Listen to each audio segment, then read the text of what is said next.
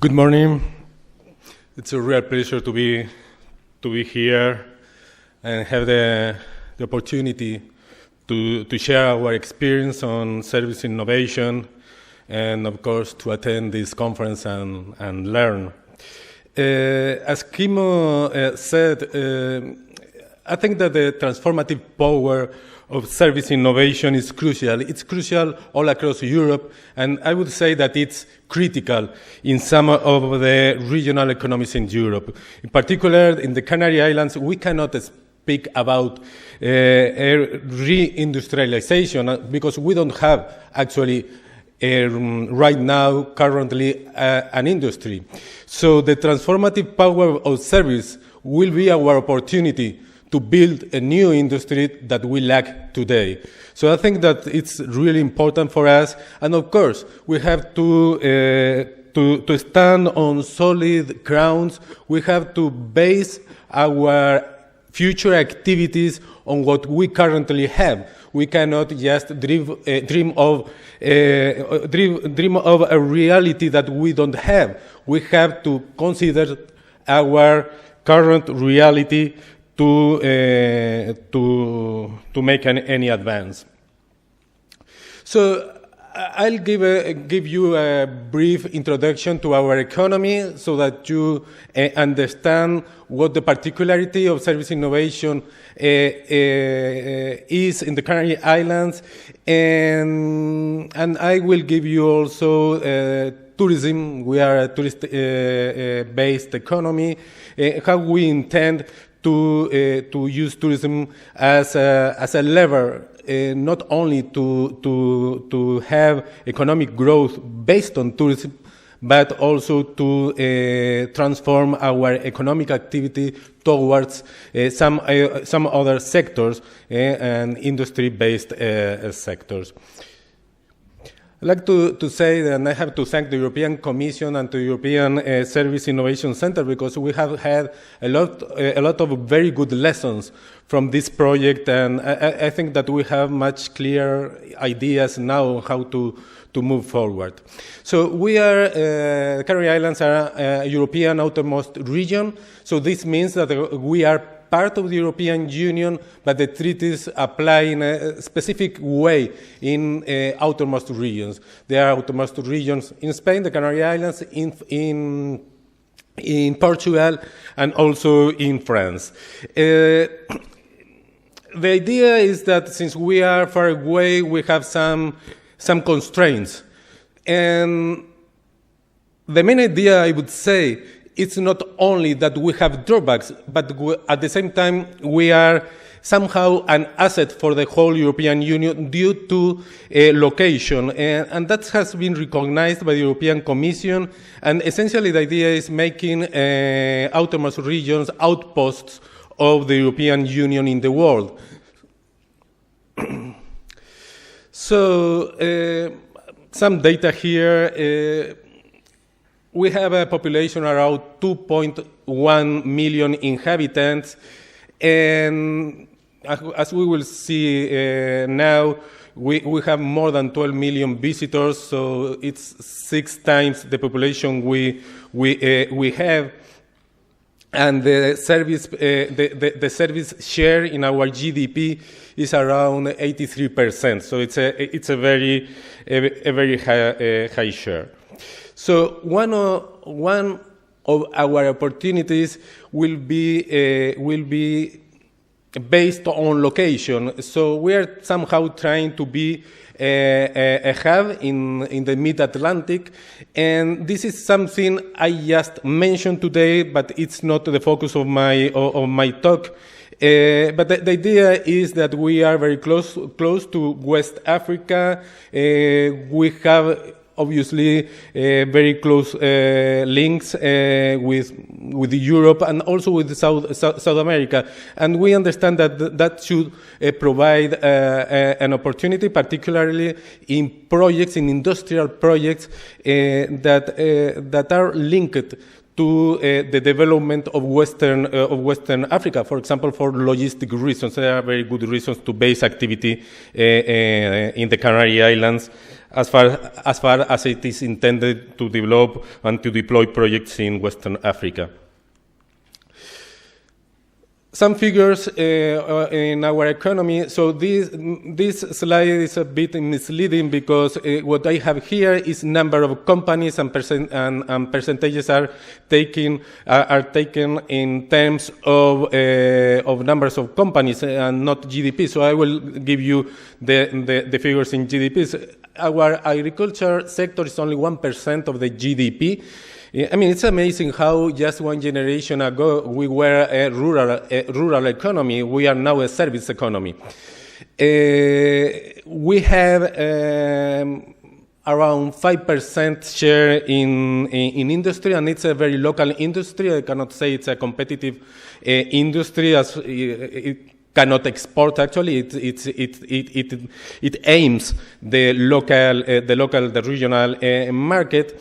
And as for services, we are we are almost in 80% of the GDP share focused in services, and in some islands it is 80% of services connected directly to tourism. So one of our main problems is unemployment. We have an unemployment rate above 30%, and we have, a dramatic situation with unemployment of qualified people. So we have seen during the first years of the crisis that qualified people would keep their jobs, but since a few years since a few years ago, we have found out that qualified people are losing their jobs more than the average population, and that essentially means a very serious brain drain. As for tourism, tourism in the Canary Islands represents 30%, as I said before, of GDP, and it represents about 34% of the employment. And you can see here some figures. These are nights spent by visitors in different regions across Europe. First one with 90 million nights is the Canary Islands. So it's clear that we are a tourist economy. So, considering this situation, how can we move forward with such a high unemployment rate, with such a focused economy? And first of all, I must say that developing a smart specialization strategy has been very helpful to have the ideas clear. And the first message is we have to take into consideration where we are and who we are. I mean, we cannot invent a reality different that we have. We have to start from our current situation. And taking into consideration our current situation, we have developed these priorities: smart and sustainable leadership in tourism. The European Mid-Atlantic reference has to do with this idea of being a hub in our location, a geographic hub, and providing logistic services to our regional environment, especially Western Africa.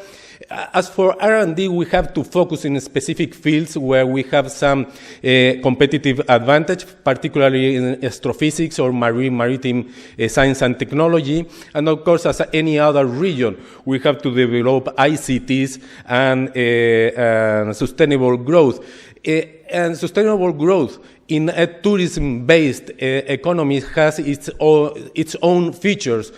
You have to consider that receiving 2.5 million visitors every year in a society with 2.1 million residents means that we have a parallel population living with us that requires every kind of services. And usually when anyone goes on vacation, if you go to the beach, you take more showers daily, for example, that if you are just working at home or during the year. So we have some problems, for example, with water management or with energy management. So the tourist visitors are very demanding in terms of required services. So we think that,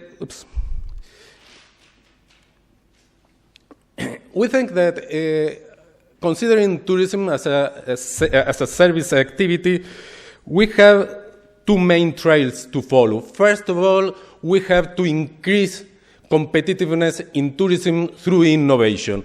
So we cannot just expect that an old model based on sand and beaches can last forever. So we have to provide an overall experience to visitors. We have to learn how to access the markets in a different way. Right now we have a very a tourist activity very focused or very based on tour operation, and we require, for example, using more ICTs to reach the potential customers, not through tour operation, but directly reaching them. So we have several challenges in making our tourism more competitive.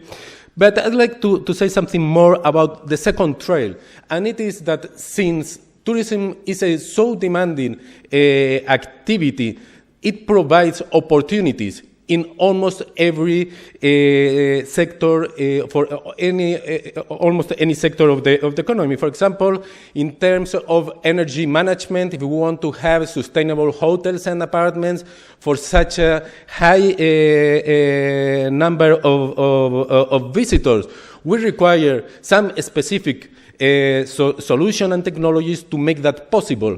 And the same thing happens with water, and in fact we have in some of our islands water scarcity. So and there is a combination between energy and water management. Of course, ICTs, it's our main tool to approach, to make a direct approach to the customers, and of course to promote food, local food or local agriculture. I mean, in our view, tourism is an opportunity for many other sectors as well, not only for tourism itself. As a proof of concept, I just want to give you a snapshot of something we are currently doing, and we are trying to put together astronomy and tourism. Why astronomy? We have in the Canary Islands the European Northern Observatory, so the largest optical telescope, for example, is on the island of La Palma, and we have two very big observatories, international observatories, with many European countries participating. And I mean, of course, we think that that should be an opportunity for industrial, for high-tech development, but it should also be an opportunity for tourism. And I think that we can find some interesting synergies. For example, it's an excellent place for amateur astronomers to go and just enjoy the skies. And now we are developing, for example, some activities. We have just had the Starmus Festival with prominent scientifics. For example, Stephen Hawking was there with astronauts. And at the same time with artists and musicians, and so we make like an experience combining art, music, science, and of course sun and beach and nature, and it's something that it's been very successful. So two more minutes. Okay, we have started working in these concepts in a couple of years now, and for us it's absolutely important. I mean, it's crucial. European structural funds, so the financial crisis, make us to rely on these funds. I guess that as many other regions in Europe, and what we have done is with our current European funds, structural funds, we have started some proof of concept to develop some financial instruments, for example, trying to promote all these concepts. And well, we call it Ruiz Lab because it's been funded by the previous structural fund program, and we hope to continue with it until 2020. And that's it. Thank you very much.